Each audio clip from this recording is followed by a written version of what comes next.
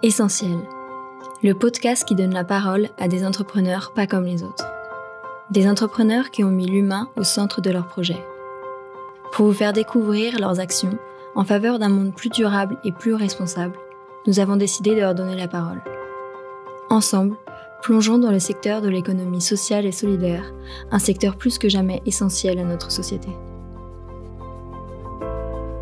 Bonjour à toutes, bonjour à tous, je suis ravi de vous retrouver pour ce nouvel épisode de notre série de podcasts essentiels avec ESS en majuscule comme économie sociale et solidaire. Aujourd'hui nous accueillons Katia Bergamelli, présidente de l'association TECAP 21. Bonjour Katia. Bonjour et merci de votre invitation. Bienvenue ici à la Fédération nationale des caisses d'épargne. Katia, alors vous avez fait du chemin, vous êtes une Alsacienne d'origine italienne installée à Marseille, c'est ça ? Tout à fait, j'ai quitté mon Alsace à l'âge de 20 ans et ça a été un peu difficile parce que j'ai quitté une sœur jumelle, une sœur aînée. Il y a 25 ans de ça, naissait votre fille Lucie. Est-ce que vous pouvez nous parler de cette naissance ? Ça a été en fait le ciel qui nous tombait sur la tête. Avec mon mari, nous ne savons rien sur la trisomie 21 et nous avons fait tous les tests nécessaires pour éviter ce genre de choses. Vous avez employé des mots durs, lourds, lors de notre entretien de préparation. Vous avez dit que c'était à la fois une grande surprise et une déception. C'est ce qu'on ressent à ce moment-là ? Oui, tout à fait, parce qu'on s'imagine l'avenir de son enfant. Mon mari, qui est prof à la faculté et qui tient à ce que les enfants fassent de hautes études, s'est dit ça va être compliqué, on n'aura pas d'avenir pour notre fille. Comment faire ? Nous nous sommes renseignés et nous avons rencontré des familles à tous les niveaux. À ce moment-là, dans un contexte avec des institutions, des administrations qui ne sont pas forcément les plus aidantes, quoi, qui vont vous suggérer quoi concrètement ? Mais non, à l'époque, rien n'était créé. Il y avait en fait des associations spécialisées, certes, mais qui n'avaient pas de relation avec les maternités. Et donc, on nous donnait juste les bases. Quand on accueille un enfant en situation de handicap, c'est vous n'allez plus payer la redevance télévision. Des choses catastrophiques pour nous, parce que nous n'en étions pas à ce genre d'avantages pratiques du tout. Nous avions besoin d'aide et de soutien moral et d'un accompagnement réel. Vous vous tournez effectivement vers d'autres familles qui ont vécu ça ? Oui, parce que bien évidemment, quand je suis arrivée sur la ville de Marseille, j'ai voulu la découvrir d'une certaine manière et je me suis investie dans le monde associatif. J'ai œuvré longtemps dans la Jeune Chambre économique de Marseille, qui est un club service et qui permet de créer des actions éco-citoyennes, de monter des projets pour faire progresser la ville, du soutien, et j'ai pu rencontrer des familles alors que d'autres parents n'avaient pas l'accès et avaient souvent fait le choix d'abandonner leur enfant. Parce qu'on nous le propose, il faut savoir qu'un tiers des enfants trisomiques naissants sont abandonnés, sont remis à l'époque à la DAS. À l'époque, c'est encouragé, on peut le dire. Vous pouvez, de toute façon, on ne va pas vous juger, votre enfant sera aimé. Alors, effectivement, c'est vrai que si on avait découvert la trisomie 21 pendant la grossesse, j'aurais pu l'arrêter. Là, on m'a accompagnée, on m'a aidée, et puis finalement, avec de l'information, en découvrant les familles, j'ai très vite été rassurée. En fait, c'est juste extraordinaire. C'est un enfant qui a évolué, qui a vraiment aucun problème. On dit que la trisomie 21, c'est la Rolls-Royce du handicap. C'est-à-dire qu'il n'y a pas vraiment de complications, de changement de vie à notre famille. Il faut juste choisir un autre parcours. Vous passez en quelque sorte, grâce aux discussions, aux échanges, à l'accompagnement de ces familles qui partageaient finalement votre vécu, vous passez un peu de l'ombre à la lumière, finalement vous redécouvrez un nouvel espoir et vous allez découvrir en fait un enfant qui va vous apporter beaucoup de bonheur. Oui, un enfant toujours souriant, une fille heureuse qui nous dit « je t'aime » tous les jours, et ça c'est quand même quelque chose. Encore à l'heure actuelle, elle évolue, elle s'intéresse à tout, elle est très sportive parce que bien évidemment, avec des conseils, nous avons stimulé notre fille dès la naissance. Et aujourd'hui, nous sommes fiers de ce qu'elle est devenue, de ce qu'elle est. Elle sait faire du vélo, c'est une championne d'aviron, elle fait du ski, elle a 3 étoiles au ski. Vraiment, elle est pleine de vie. On est heureux de vivre avec elle et de lui préparer son parcours de vie, puisque ça, c'est important. Et vous auriez pu vivre comme ça tranquillement dans votre foyer familial, mais non, en fait, vous menez un combat. En fait, à partir de là, vous décidez de vous investir quelque part. Si je résume la mission par peut-être développer un nouveau regard sur le handicap et particulièrement sur la trisomie 21, c'est ça qui vous a motivé au départ de vous dire finalement il faut qu'on change le regard sur les personnes trisomiques. Et là, vous allez vous y prendre comment concrètement ? Par mon expérience, j'avais vu des affiches publicitaires un peu difficiles, trop agressives vis-à-vis du grand public, créées à l'époque par une grande institution sur Marseille. Et c'était un jeune homme trisomique, un peu imposant, en noir et blanc en plus, avec un gros d'indiqué « La prochaine fois, dites-moi bonjour ». Et j'étais même effrayée. Et à l'époque, je n'étais pas concernée par la trisomie 21. Et quand j'ai eu ma fille, c'est la première image qui m'est apparue. Dit quand même, avec tout ce que j'ai pu voir, les familles qui m'ont portée, c'est quand même différent. La trisomie 21, les jeunes trisomiques, les plus grands, toutes les générations, c'est des belles personnes. Elles ne sont pas aussi agressives qu'on peut le penser. Ce n'est pas des obsédés sexuels. Il y avait cette image qui circulait. Très péjorative. Il fallait donc casser les codes, changer le regard absolument. Donc là, à ce moment-là, vous investissez dans cette mission. Alors au début, ça commence à la jeune chambre économique de Marseille. Vous allez notamment produire des contenus de communication, un clip en particulier qu'on peut toujours retrouver d'ailleurs sur Internet. Là, l'objectif, c'est de mettre en visibilité finalement ce sujet, c'est de le faire connaître, de lui faire écho.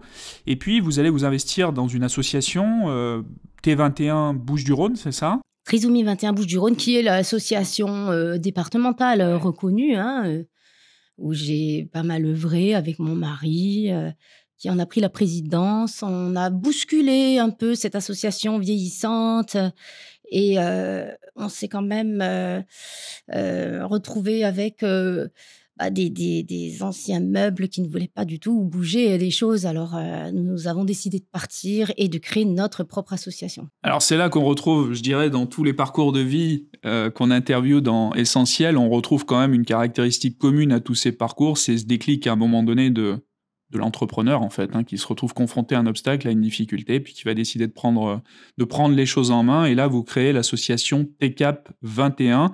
On vous refuse à l'époque, je crois, d'investir dans un appartement pédagogique. Et donc, vous vous dites, qu'à cela ne tienne, on va le faire par nous-mêmes. C'est tout à fait ça. Au moment de le faire fonctionner, on en avait quand même été assez loin dans notre projet. Et à cette phase d'action, c'était plus possible. Alors, on s'est dit, il y a trop d'inertie dans cette association. Nous allons créer, nous, parents, avec toutes ces familles qui étaient derrière nous, la propre association pour aller plus vite et ensemble plus loin, puisque c'est un peu notre devise aujourd'hui, c'est notre slogan. C'est ça. Et donc là, on se situe en quelle année, là ? En 2014-2015. 2014-2015, vous démarrez avec 6 familles, c'est ça ? 6 familles. Aujourd'hui, c'est une association qui accompagne 30 familles, qui a un salarié, qui a un budget de 100 000 €.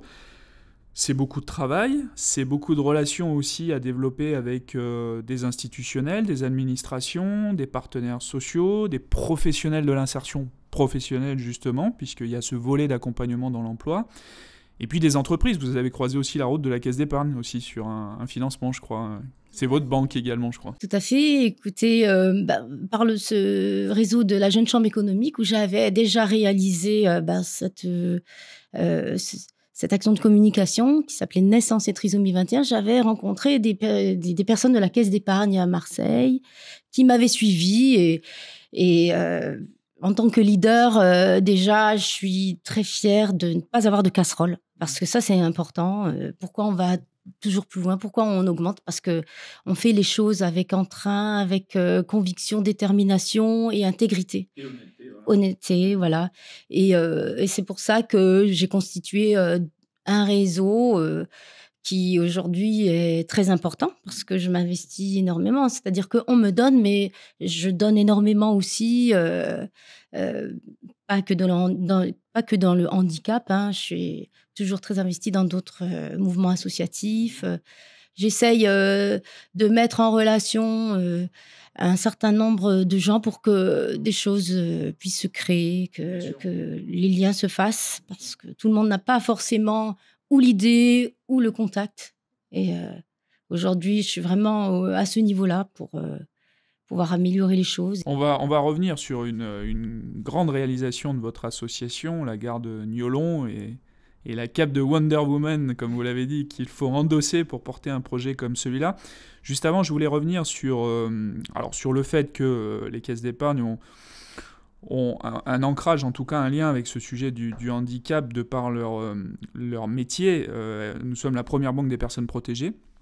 Il se trouve qu'en 2019, on a voulu mettre en lumière le sujet de la trisomie avec une publicité qui a été diffusée sur toutes les télés de France. C'était « Être utile à Sarah ». Je crois que ça a été bien perçu aussi, qu'à un moment donné aussi, le monde de l'entreprise s'empare du sujet, de manière peut-être pas caricaturale, comme ça a pu l'être aussi à certaines époques, qu'on puisse aussi à un moment donné reconnaître le besoin d'autonomie des personnes en situation de handicap. Enfin, en tout cas, c'est notre message, c'était de dire, voilà, il y a une recherche, il y a un besoin d'autonomie. C'est important ça aujourd'hui ? Oui, c'est très important pour eux d'ailleurs, parce que l'expriment et ont envie d'être considérés comme des personnes avant tout. On dit toujours les handicapés, les trisomiques, où on ne dit pas les yeux bleus, les yeux marrons. Voilà, c'est juste une caractéristique. Ils portent une trisomie 21, ils ne sont pas atteints, comme on dit.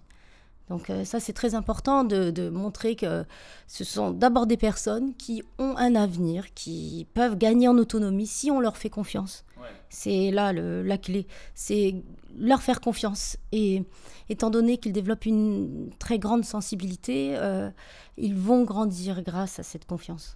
Et vous allez utiliser, et vous l'utilisez depuis plusieurs années, parce que c'est aussi une passion quelque part, c'est une passion qu'on partage. On est partenaire des Jeux Olympiques, mais vous avez ce vecteur qui est le sport. Vous pouvez nous dire un mot du rôle du sport, justement, dans votre parcours et dans votre action ? Déjà, de ma personnalité, je suis très sportive. Avec ma sœur jumelle, on a toujours excellé dans le sport. Et quand on a eu nos enfants avec mon mari, on s'est dit, nos enfants vont être des sportifs. On a un grand qui s'est aussi donné dans le sport, mais pas tant que ça, parce qu'il était un petit peu essoufflé par notre hyperactivité.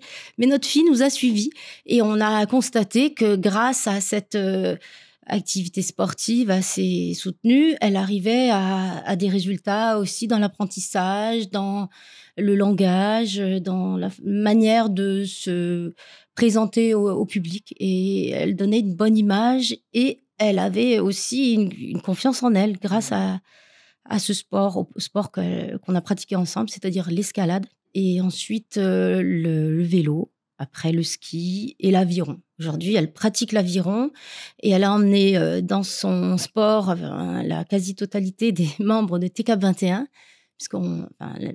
peut-être pas la totalité, on va dire un bon tiers des membres font de l'aviron, pratiquent de l'aviron parce que c'est un sport physique, complet, en équipe, qui demande une coordination. Donc là, on joue sur la psychomotricité et ça leur apporte beaucoup de bien. Ça aussi apporte le respect des uns vers les autres, puisqu'on est obligé de s'attendre, de respecter le matériel, de savoir le ranger.